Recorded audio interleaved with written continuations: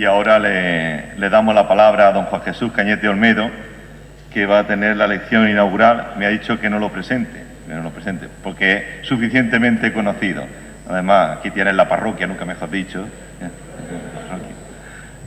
que nos va a disertar sobre el pensamiento filosófico teológico de Teilhard de Chardin, de la evolución al Cristo Omega.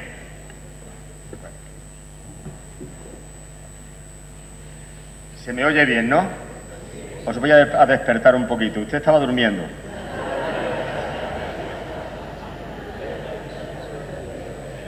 Misiones. Vamos a ver. Mi misión es manteneros despiertos, porque siempre yo le aconsejaría casi que se bajase abajo, hermanos, si no, un consejo. Bueno.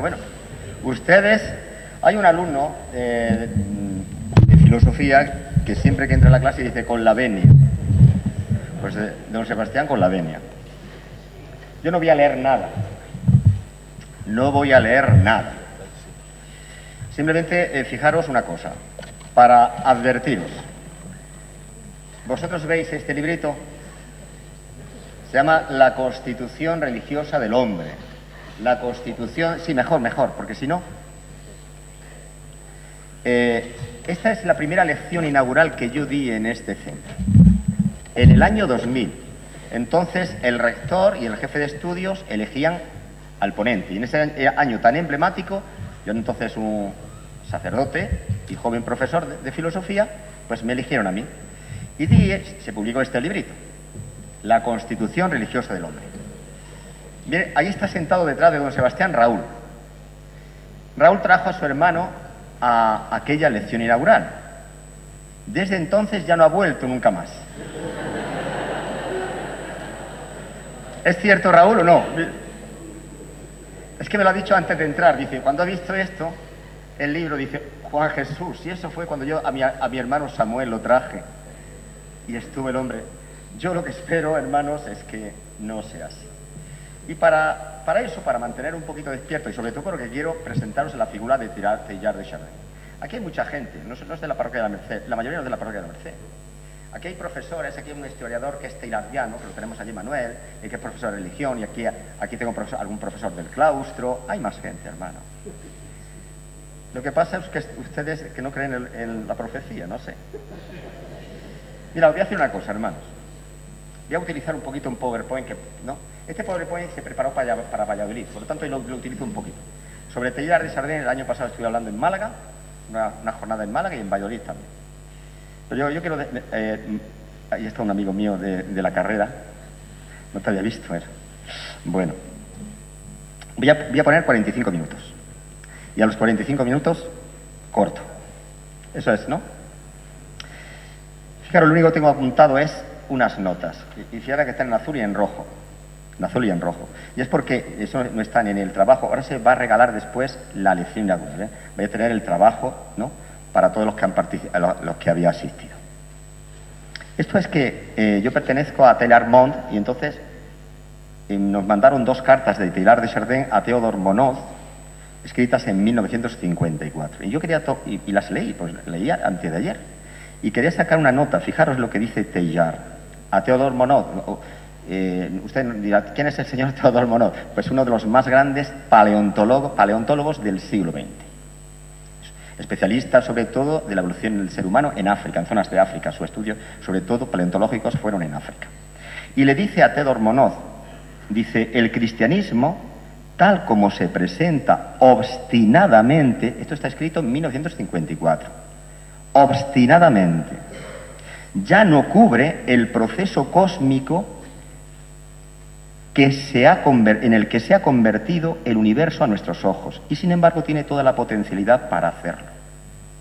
Ustedes dirán, ¿qué está diciendo esto?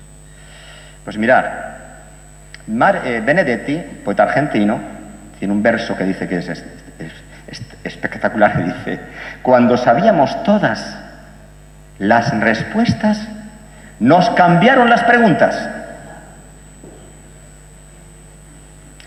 El problema es que sigamos obstinadamente así, en muchas cosas no, pasó el Concilio Vaticano II, pero el problema es que sigamos obstinadamente así. Y algunos siguen obstinadamente así. O sea, una separación entre lo que es la fe y lo que es el mundo. O sea, que no hay respuestas. Tenemos que dar respuestas. Y dice Teilhard que hay potencialidad en el cristianismo para eso.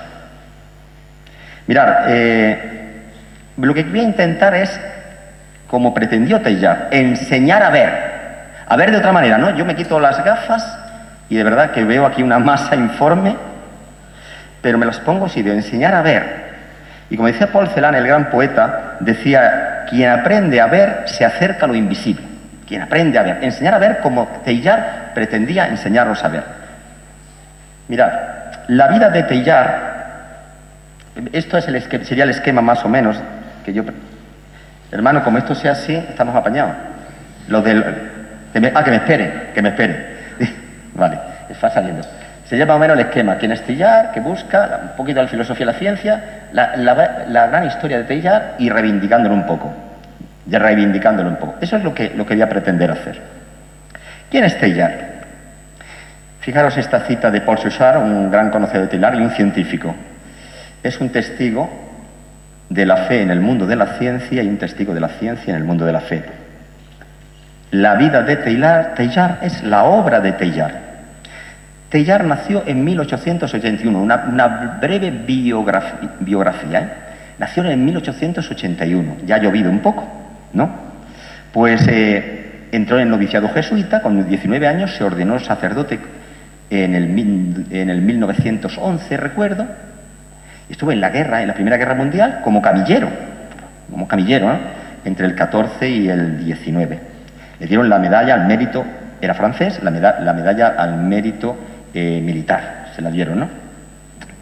Y fijaros, cuando estaba estudiando en Hastings teología, él leyó pues, a un filósofo que en aquel tiempo era muy relevante, se llamaba Bergson. No sé si a ustedes les suena Bergson, me imagino que no. Pero bueno, ahí hay un filósofo que sí le suena Bergson, claro. Pues Bergson. Una obra de Bergson que se llama La evolución creadora. Y dice él que le despertó del sueño dogmático. O sea, estaba pues en un dogmatismo, diríamos, intelectual, y lo despierta. Y le descubre un universo en evolución. Hoy esto no es nada de extraño, ¿no? Un universo en evolución. Un ser humano en evolución también, fijaros. Eso es lo que le despierta. Eso es muy importante. Y ya Teilhard pues termina sus estudios, es una persona es científico, y entonces automáticamente lo hace un profesor en París, el Instituto Teológico, y después pues lo envían, fijaros, a China 2 años por medio del gobierno francés, en 1923. Cuando vuelve de China, en el 25, le dicen que se tiene que ir otra vez a China. El general de los jesuitas, el propósito general, le dice que se tiene que volver a China. ¿Por qué? Porque él ha hecho ya, en un mundo evolutivo, él dice que hay que repensarlo todo, incluso repensar la tradición cristiana y repensar los dogmas del cristianismo. Entonces empieza a pensar sobre el pecado original, que ni pretende publicarlo, lo único que hace es mandarle un trabajito que se puede leer hoy día, en una obra que se llama Como yo creo, ahí está el trabajito. Entonces, repensar un poco el pecado original. Algunos de los amigos que lo reciben, vosotros sabéis que hay amigos de todos los tipos, ¿no? Hay un amigo que te puede clavar un puñal en la espalda. Pues ese amigo no sé quién será, pero manda ese trabajito a Roma.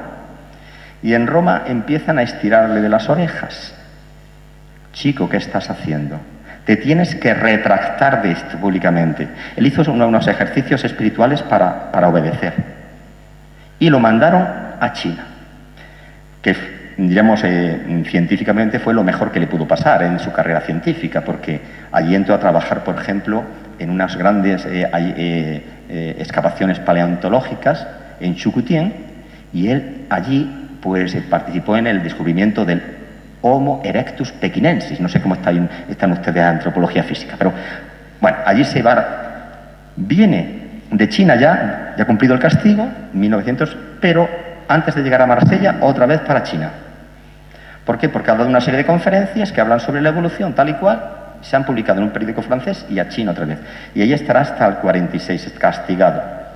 Ahí publicará, escribirá casi toda su obra.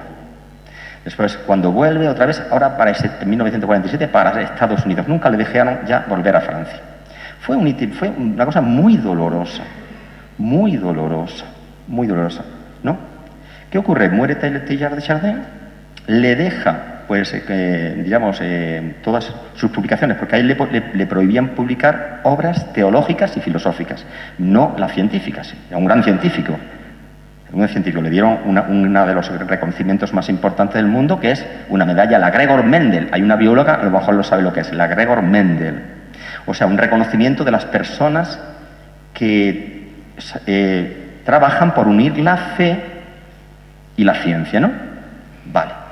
Pues muere y entonces su albacea empieza a publicar la obra, se rodea de un comité científico de primer nivel. Yo cuando leo quién pertenecía al comité científico que publicaba las obras de Teilhard de Chardin, es tremendo. Estaba hasta Oppenheimer, ¿se sabe quién es Oppenheimer, no? De la película, ¿no? Del proyecto Manhattan. Bueno, pues estaba en el comité científico y tiene un éxito tremendo. De tal manera que se habló del fenómeno Teilhard entre el año 55, entre el año 55, perdón, que es cuando muere, y el 65 es el científico sobre el que más se publica en el mundo. Y después, a partir de los 70, del año 70, empieza un poco a declinar su figura. Como dice Olegario González de Cardenal, decía, se queda en un silencio respetuoso. Pero Teilhard, yo creo que es importante, es relevante, sobre todo para que nos ayude a comprender la realidad y para una síntesis, un encuentro entre el cristianismo y la cultura científica que vivimos. Decía San Pablo VI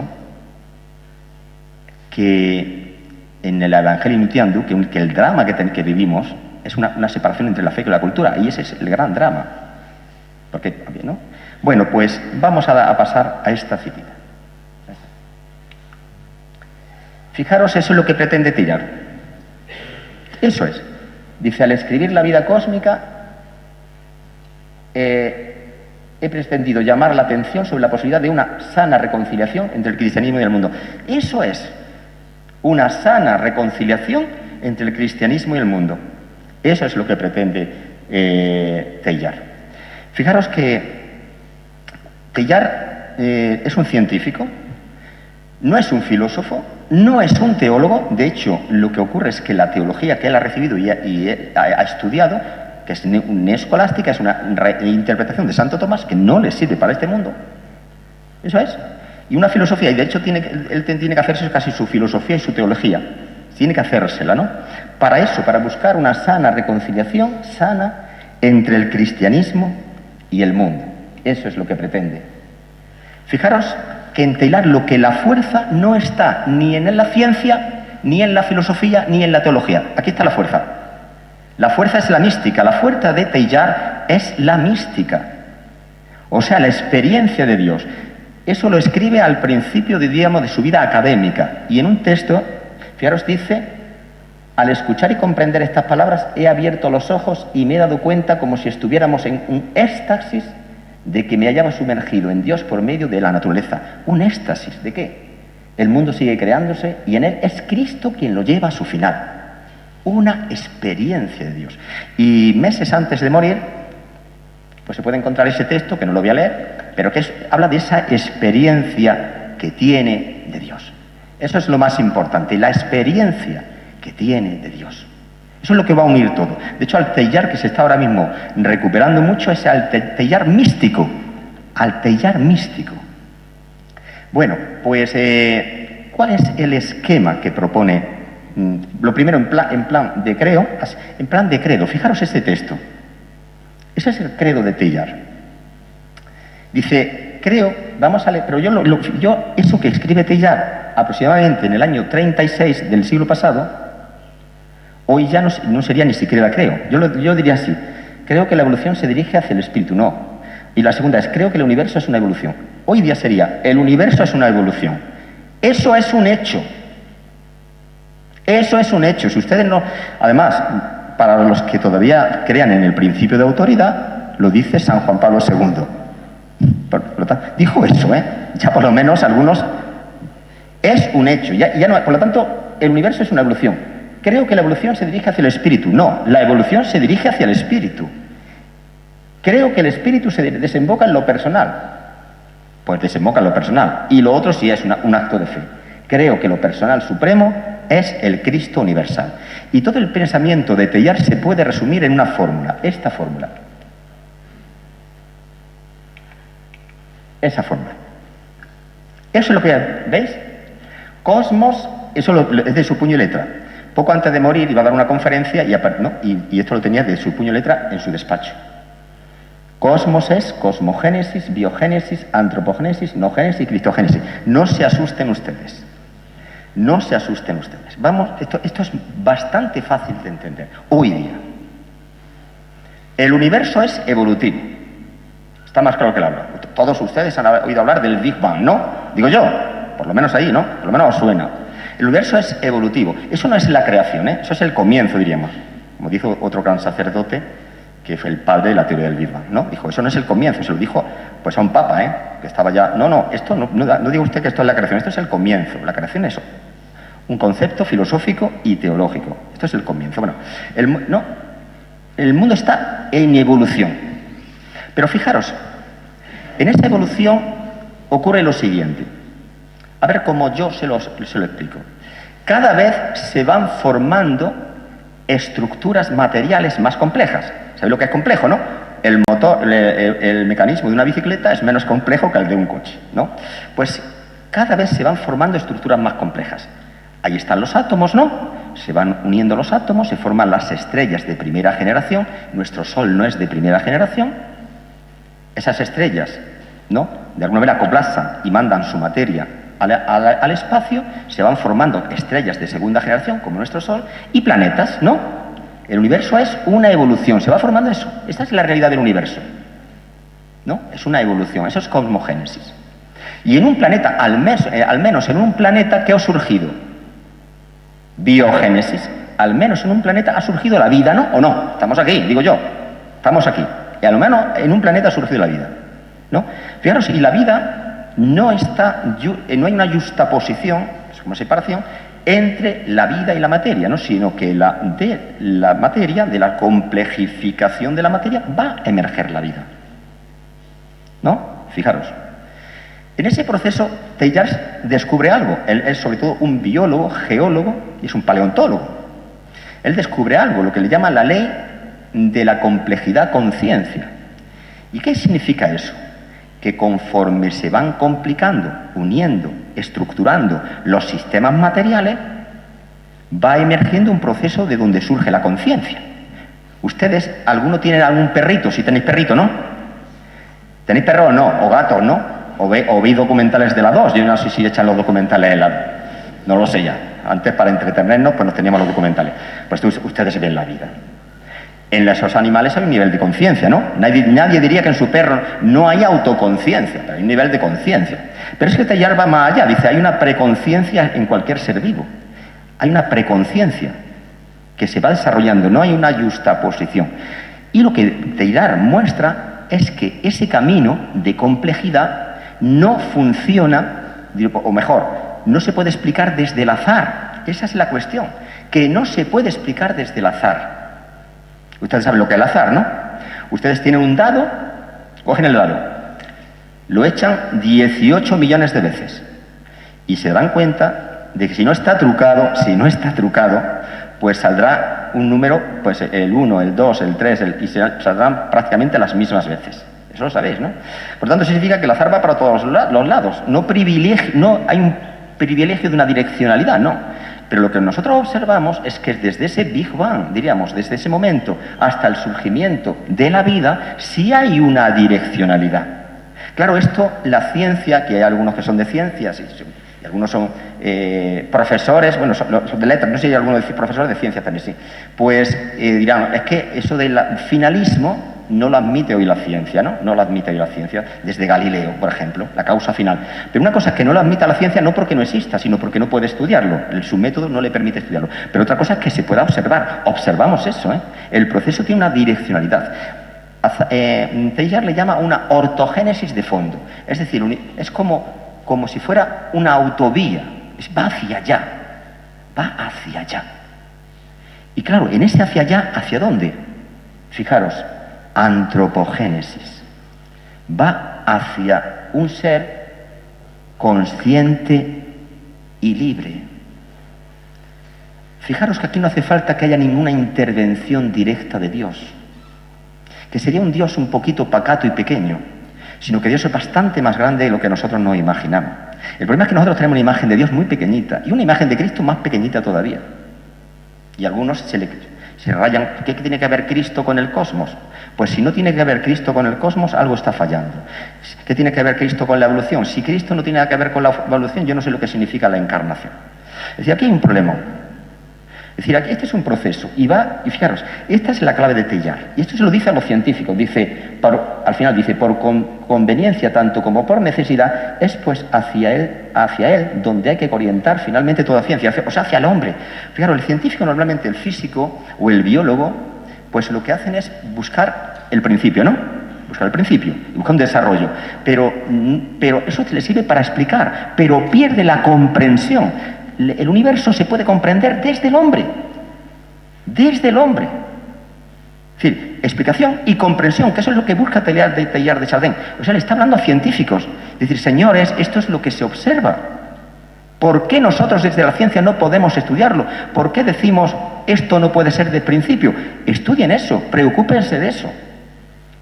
Aquí ha surgido el hombre, y el hombre es un ser consciente y libre, tiene una dimensión espiritual, y eso ha surgido sin ruptura con la evolución material. Teilhard dice que hay una continuidad, pero en una continuidad evolutiva hay una serie de discontinuidades, vida, ser humano, pero no hace falta ningún milagrito. El hombre, dirá Teilhard, y los seres vivos y la vida no son casualidades en el cosmos, no es fruto del azar. Y eso nos debe dar que pensar. Nos debe dar que pensar. Y eso es lo que le está diciendo. Nos lo está diciendo no solamente al creyente, se lo está diciendo al mundo de la ciencia. Piensen ustedes eso. No se corten con que no hay causalidad final de principio. Estudien ustedes esto. Que a lo mejor se le abre un poquito la mente y esto puede desarrollar y nos permite desarrollos científicos extraordinarios. Esto es lo que dice Teilhard. Pero mirad, fijaros el siguiente. Vuelvo un poquito para atrás. ¿Veis la palabra noogénesis? Hasta ahora está muy claro, ¿no? Hasta ahora está muy claro. Cosmos se va desarrollando, surge la vida, no hay una justa posición entre el espíritu y la materia, eso es lo que dirá Teilhard. La materia da de sí lo que no tiene por sí, diría en palabras de Zubiri. Zubiri, que había leído a Teilhard, decía que su pensamiento era muy parecido al suyo en este aspecto. ¿No? Que su pensamiento era muy parecido al suyo. Pero fijaros esa palabra, noogénesis. Noogénesis. Aquí viene un aspecto genial de Teilhard. Para Teilhard esto es ciencia, ¿eh? Aunque el estándar científico dice que no, es que esto sería una filosofía sobre la ciencia, él dirá que hasta aquí puede llegar la ciencia. ¿Qué es la noogénesis? Él ha descubierto que las cosas, fijaros, ha descubierto no, el mundo se le ha presentado como la cosmogénesis que da lugar a la vida, ¿no? Fijaros, la vida. No sé si habéis visto por casualidad el árbol de la vida de Darwin. ¿Lo habéis visto? El árbol de la vida de Darwin, ¿no? Como él lo expresa. Surge la vida y la vida empieza a diverger. Si veis el árbol, empieza a diverger, ¿no? Y ocupa todos los nichos ecológicos. Fijaros que la vida en la Tierra ocupa todos los nichos ecológicos.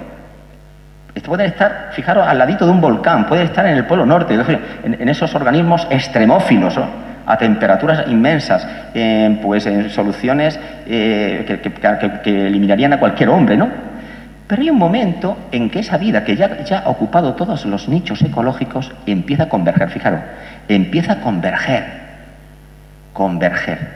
Y ahí va hacia el hombre, ¿no? Empieza a converger. Y una vez que surge el hombre, de alguna manera la evolución se pone en manos del hombre. Ahora evolucionamos culturalmente mucho más rápido que biológicamente, ¿o no? Tú coges a un señor de Cromañón, un niño de Cromañón, lo traes aquí, lo vieras de pequeñito y se hubiera convertido en un jienense. Y si trae un bebé jienense, lo mete allí, pues se convierte en un Cromañón, ¿no? O sea que ahora la evolución es cultural. Pero fijaros, ha llegado el hombre y ya está, ya se ha acabado la evolución. No, señor, la evolución prosigue. El proceso de, no dice él de humanización, sino de hominización prosigue. ¿Y hacia dónde prosigue? Una lanogénesis. ¿Qué es? Los humanos cada vez, de alguna manera, iremos madurando, iremos como fusionándonos, estableciendo una especie de síntesis de conciencias.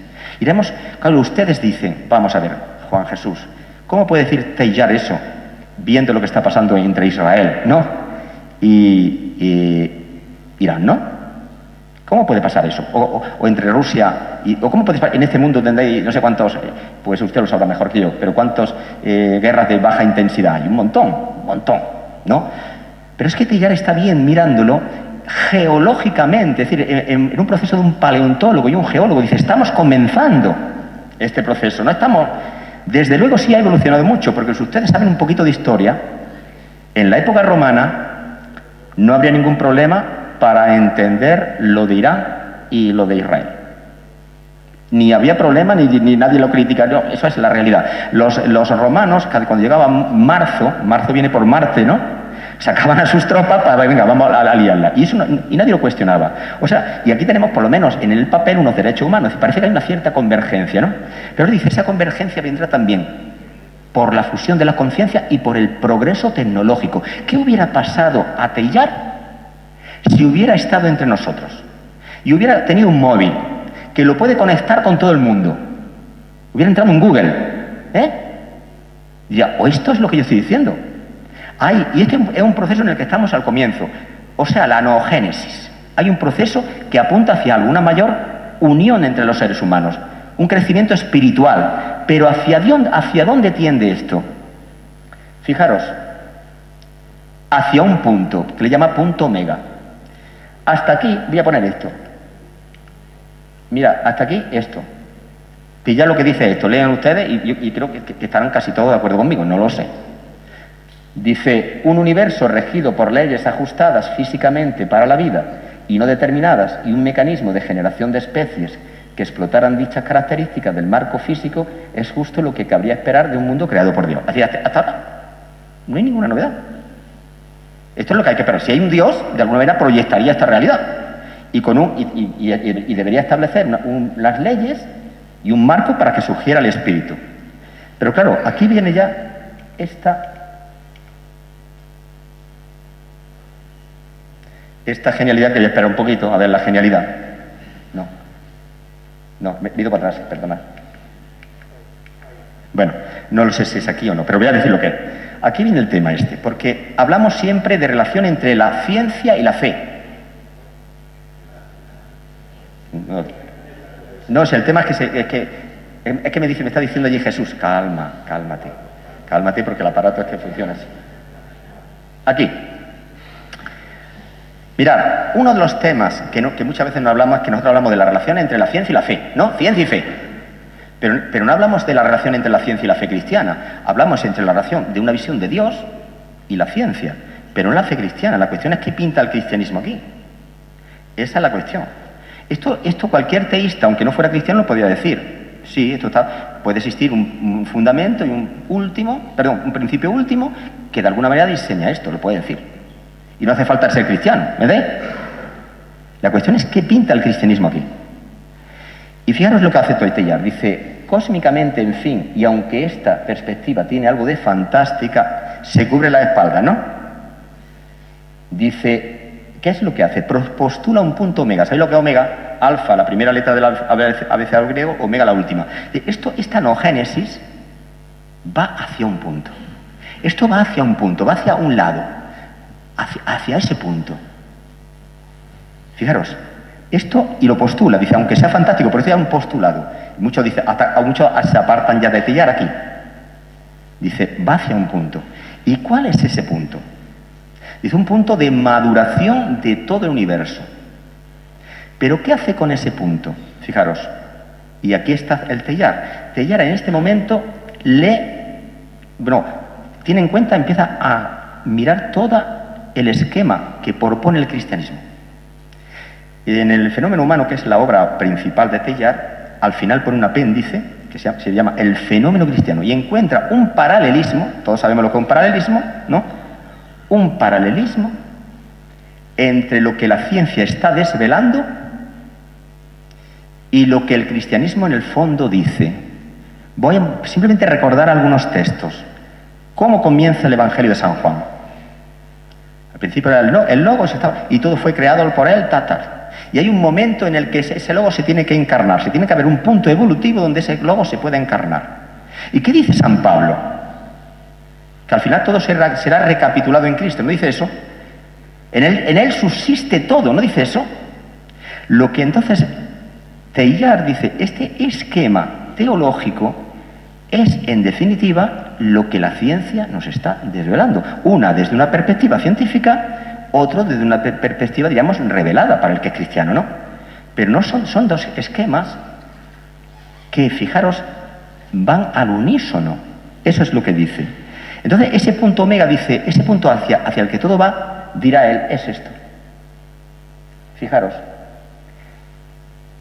Finalmente que se replieguen todas las cosas en el punto omega, hacia un alguien.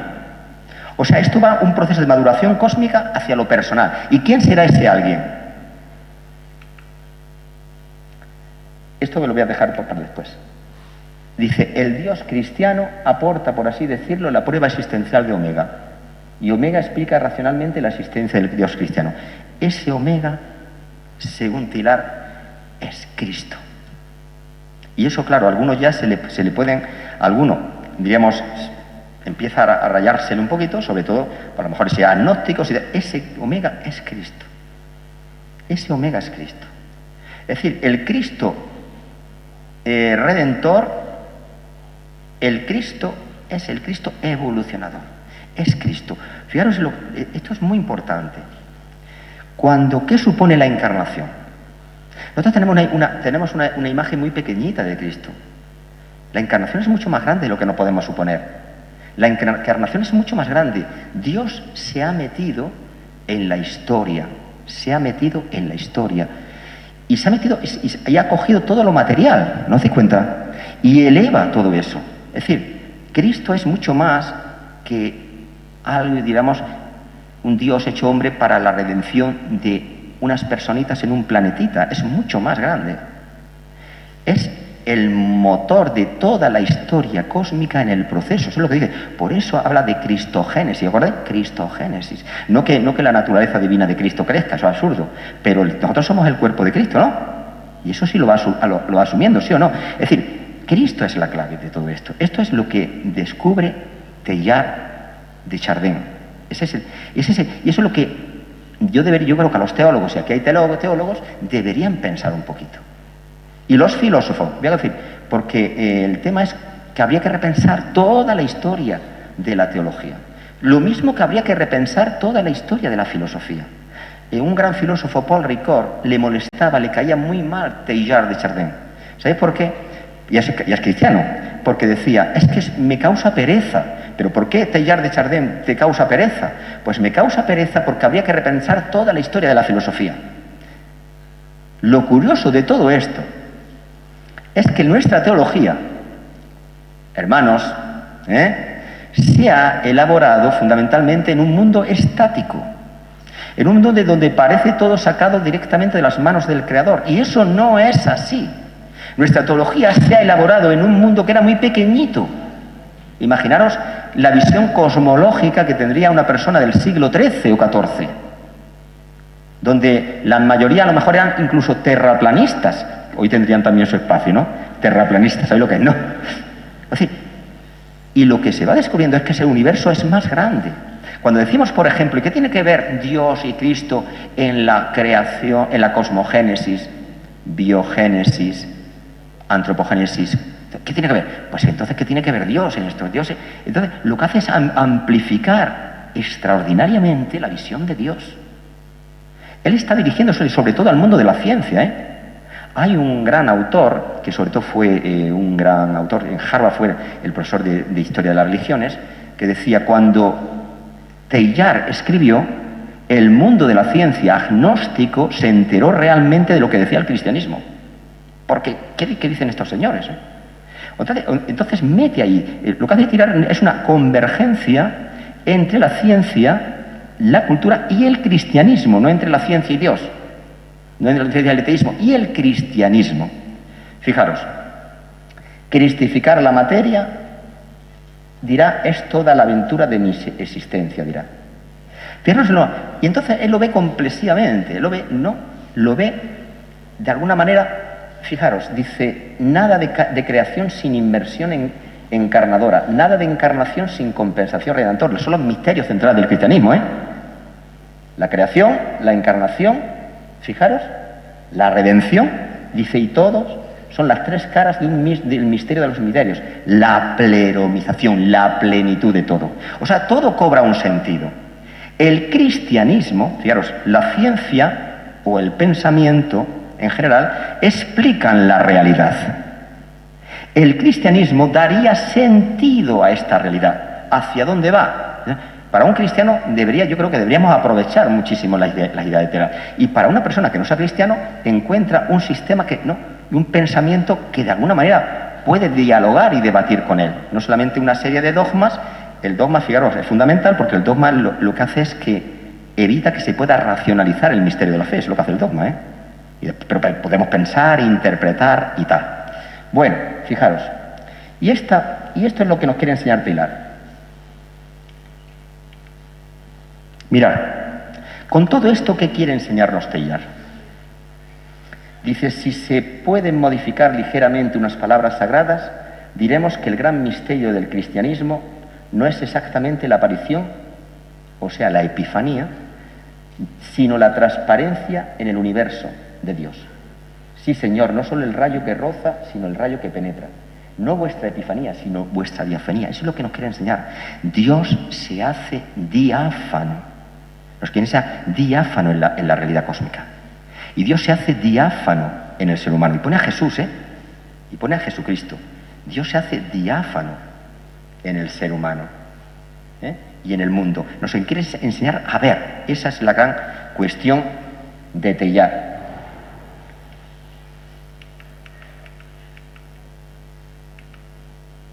Y eso lo voy a dejar para el final. Fijaros. Y ahora, resumiendo, un poquito, porque siempre uno se tiene que ir de aquí, porque hay un gran pensador que da muchas conferencias, lo conocéis vosotros, que es un psiquiatra muy famoso, Rojas, que dice, cuando uno va a una conferencia siempre tiene que llevar una libretita, porque se dan un montón de ideas, recibe un montón de ideas. Entonces, tantas ideas, ¿no? Fijaros lo que nos ha querido enseñar Teilhard. Teilhard nos ha querido enseñar lo siguiente. Vivimos en un universo evolutivo. ¿Estamos de acuerdo? La evolución ha llegado hacia el hombre. No hace falta establecer intervenciones directas de Dios para un cristiano. Ahora interviene directamente y ahora directamente y ahora no. No hace falta. Porque, digamos, metafóricamente Dios es mucho más inteligente que el ser humano. Imaginaros un ingeniero, ¿no? Un ingeniero sería genial, daría, ¿no? Pues merecería todos los premios de la ingeniería informática si fuera capaz de construir un sistema que se va autogenerando a sí mismo, ¿no? Sería la genialidad. Pues Dios hace esa genialidad y mucho más que eso. La vida se ha propagado de alguna manera en la materia, tiene una potencialidad que viene dada para que se desarrolle y de ahí que surja el espíritu, la realidad espiritual. O sea, Dios se sirve de esa materia, Dios se sirve de esa vida. Y al final todo esto va convergiendo hacia un punto, tiene un sentido. Y ese sentido ¿no? es ese omega. Y él dice, pensar en el omega, y un cristiano piensa en Cristo. Piensa en el omega como Cristo. El Cristo redentor, el Cristo que se ha encarnado, es el Cristo que mueve en el fondo, toda la evolución. Y eso, en el fondo, es lo que dicen algunos textos paulinos y lo que dice San Juan. Eso es lo que dice. Y deberíamos pensarlo, ¿no? Dios es mucho más grande. Mirad. Y ahora ahí tenemos unos estudiantes universitarios algunos, y tenemos algunos jovencitos. Mira, y al final este regalito. Esta es la idea de Pilar, ¿no? Pilar puede inspirarnos. Vamos a pensar en esto. Os invito. Fijaros, lo que paraliza la vida es no creer y no osar. Necesitamos creer. Y ser osados. El Papa dice hacer, como no sé la expresión que dice el Jacomón. Hacer lío, el Papa dice hacer lío, y algunos ya sabéis, ¿no? Hay ciertos movimientos, ¿no? que están como en la época de Teilhard, ¿no? Pues siempre todos, ¿no? Tienen por ser poseedores de la verdad absoluta y no entendiendo lo que significa la universalidad. Creo que el catolicismo es universalidad. Aquel que no piense como yo es excluido, ¿no? Pues hay que ser osados, jovencitos, hay que ser osados. Y no tan jovencitos, claro. Pronto o tarde, a través de nuestra incredulidad, fijaros lo que dice, a través de nuestra incredulidad. No dice a través de nuestra fe. Precisamente por tenemos un corazón duro, de nuestra incredulidad, fijaros. El mundo dará un paso. Es el proceso de maduración del mundo, ¿no? Ya no nos pelearemos entre nosotros, por lo menos nos pelearemos lo justo, como los hermanos, ¿no? Que nos peleamos pero nos queremos, ¿no?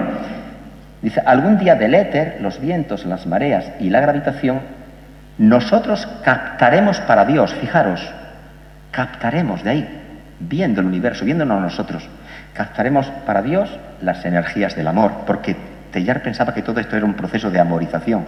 Dios es amor, ¿no? Él habla de la metafísica de la unión, de la metafísica del amor.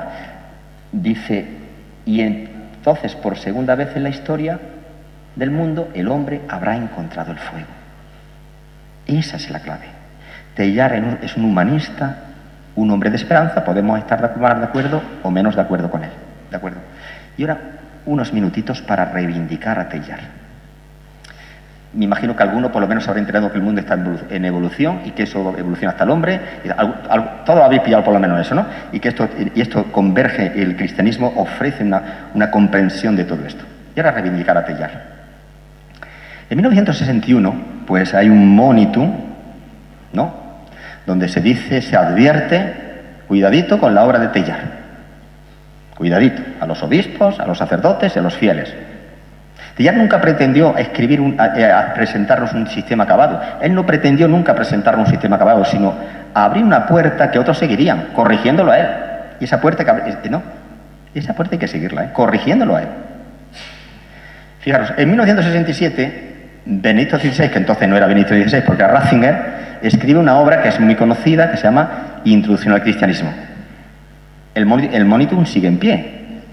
Cita a Teilhard, que lo he contado, en el texto que yo tengo, 12 veces. O sea, no le ha hecho, por lo visto, no le ha hecho ningún caso al monitum. Ya sabéis que a los monitum hay que hacerle el caso que le tenemos que hacer, como en todo en esta vida, ¿no? Pues 12 veces cita a Teilhard. Después, fijaros, a Teilhard lo han citado todos los papas posteriores. El último, todos los papas posteriores. En la Laudato Si está Teilhard citado. Y lo ha citado, pues recientemente en Mongolia lo citaba el Papa Francisco. O sea que se ha recogido eso. El monitum sigue en pie, pero la obra de Teilhard también sigue en pie. ¿Para quién es peligroso Teilhard? Pues mirad, Teilhard es peligroso, decía el padre Leis, pues haría un artículo en el Observatorio Romano poniéndolo verde, decía el padre Leis, para el que no sabe leer los textos de la Iglesia, aunque tenga 5 doctorados, porque así algunos doctorados, y para el que no sabe leer a Teilhard. Hay cosas que corregir, por supuesto, pero nos marca un camino que los teólogos y los filósofos, por ejemplo, deberíamos seguir. Pues mira, chicos y chicas y señores y señoras, con la venia, muchas gracias por haberme soportado.